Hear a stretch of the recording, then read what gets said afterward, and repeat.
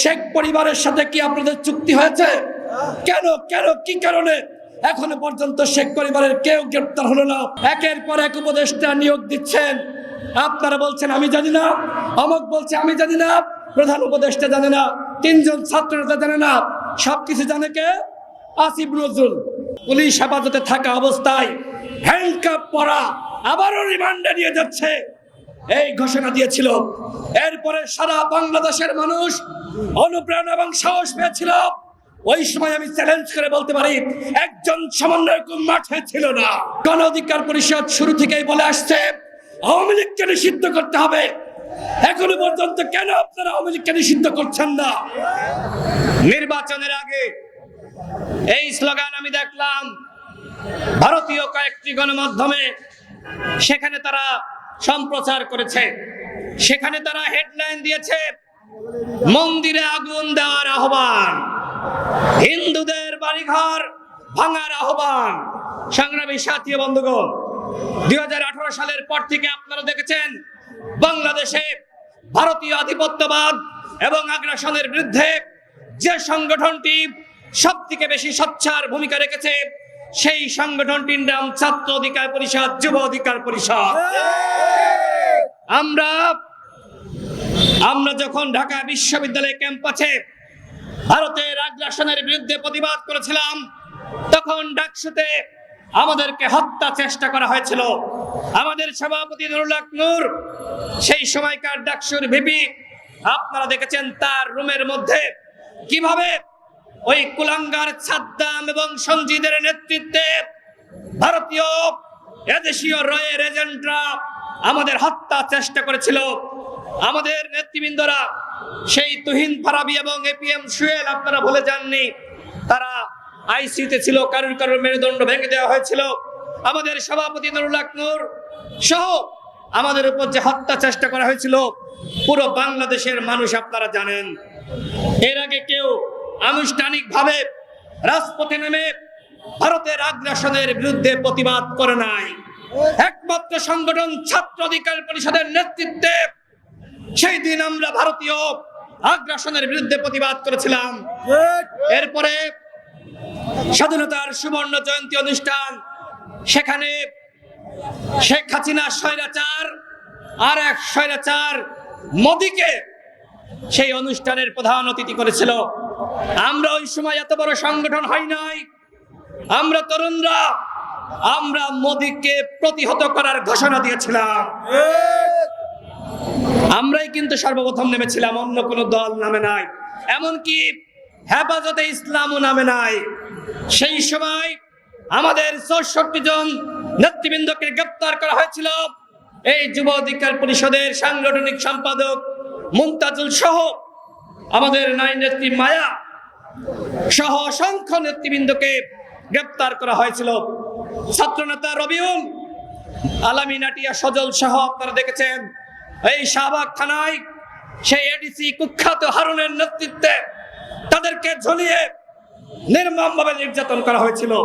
তাদের চোখে গোলমরিচের গুঁড়া দেওয়া হয়েছিল, তাদের অন্ডকোষে একের পর এক লাথি মারা হয়েছিল। তাদেরকে রিমান্ডে ব্যাপকভাবে হত্যা চেষ্টার উদ্দেশ্যে ওই এডিসি কুখ্যাত হারুন তাদের উপর হামলা করেছিল, নির্যাতন করেছিল। এই গণ অধিকার পরিষদ আপনারা দেখেছেন, আমাদের দল ঘোষণার পর থেকে আমরা ভারতীয় আধিপত্য এবং আগ্রাসনের বিরুদ্ধে অসংখ্য সমাবেশ এবং প্রতিবাদ করেছি। আমরা এই পল্টনে আপনারা দেখেছেন 7ই জানুয়ারি নির্বাচনের আগে এবং 28 অক্টোবরের পরে আমরাই সর্বপ্রথম স্লোগান দিয়েছিলাম, হাসিনা মোদির নির্বাচন রুখে দাও জনগণ। এখানে সাংবাদিক ভাইরা, আপনাদের কাছে সেই ফুটেজ এখনো পর্যন্ত সংরক্ষিত আছে। চ্যালেঞ্জ করে বলতে পারি, এই স্লোগান বাংলাদেশের আর কোন সংগঠন আমাদের আগে দেয় নাই। হাসিনা আমাদের নির্বাচন রুখে দাও জনগণ। এটি হলো গণ অধিকার পরিষদ। 18 সালে আমরা কোটা সংস্কার আন্দোলন করেছি। এই 24 সাল পর্যন্ত লাগাতার লড়াই চালিয়ে গেছি।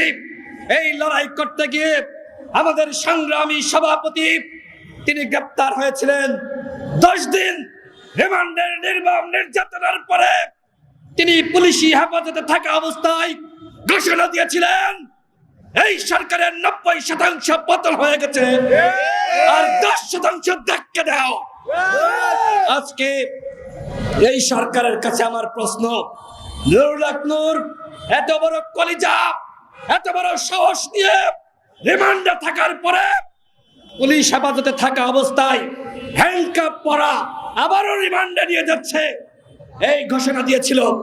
এরপরে সারা বাংলাদেশের মানুষ অনুপ্রেরণা এবং সাহস পেয়েছিল।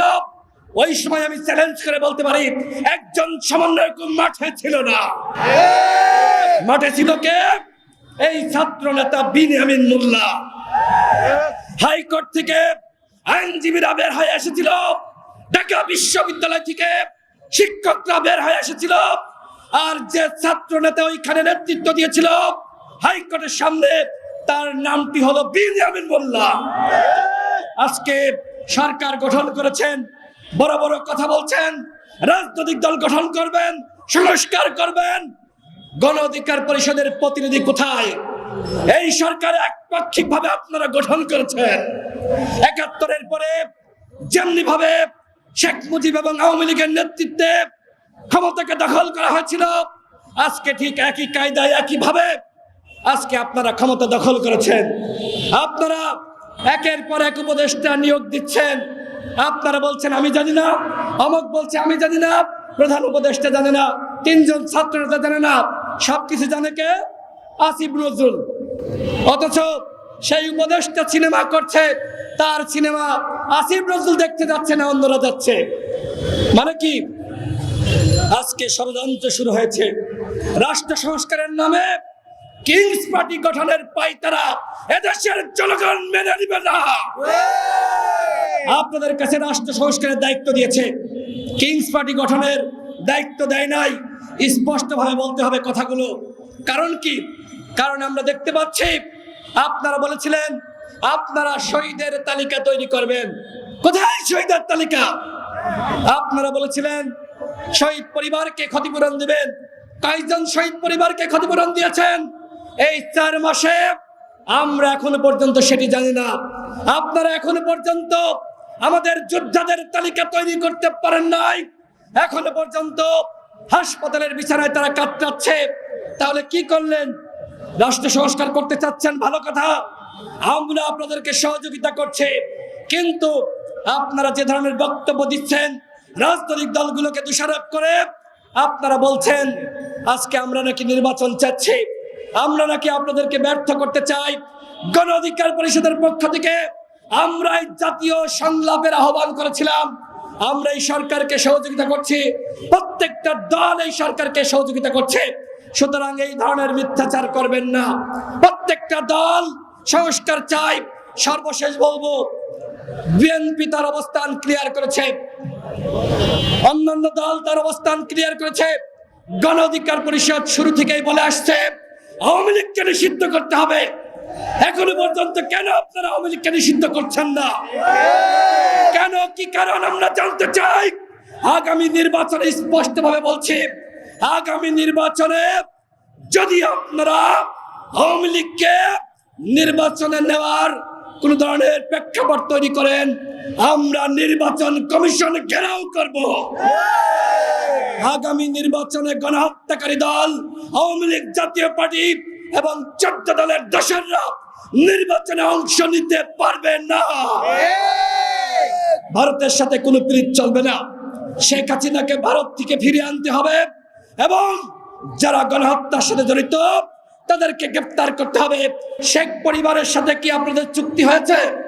কেন কেন কি কারণে এখনো পর্যন্ত শেখ পরিবারের কেউ গ্রেফতার হলো না?